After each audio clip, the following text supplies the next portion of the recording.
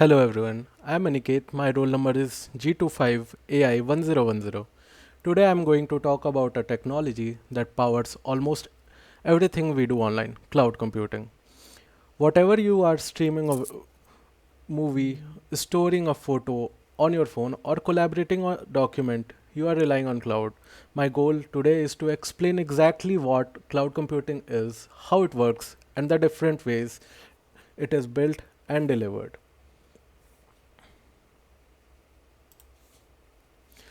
So let's get started.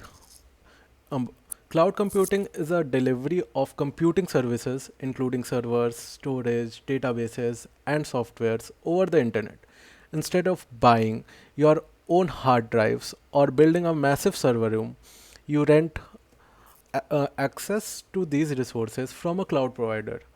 It is exactly like a utility bill, you only pay for what actually you use.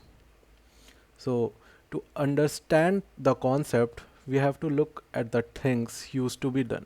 In past, if a company wanted to launch a website, they had to buy a physical server, plug them in, and maintain them. This is called on-premise IT. It was very expensive and rigid.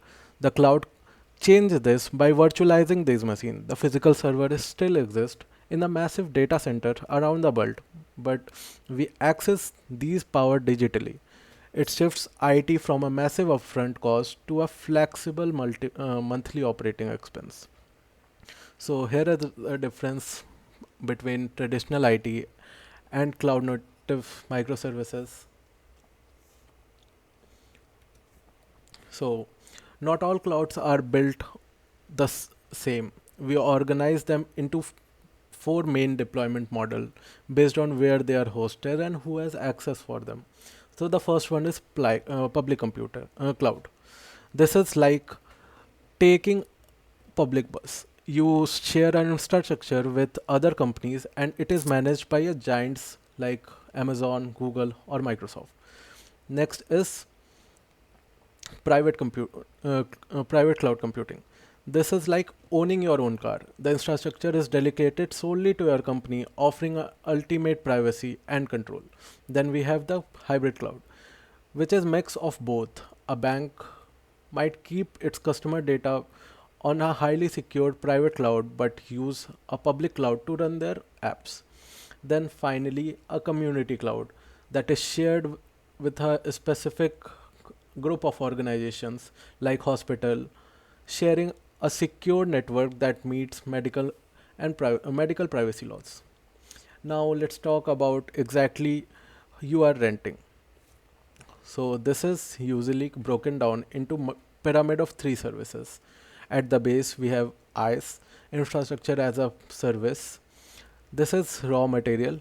You rent the virtual computer and storage, but you have to build everything yourself.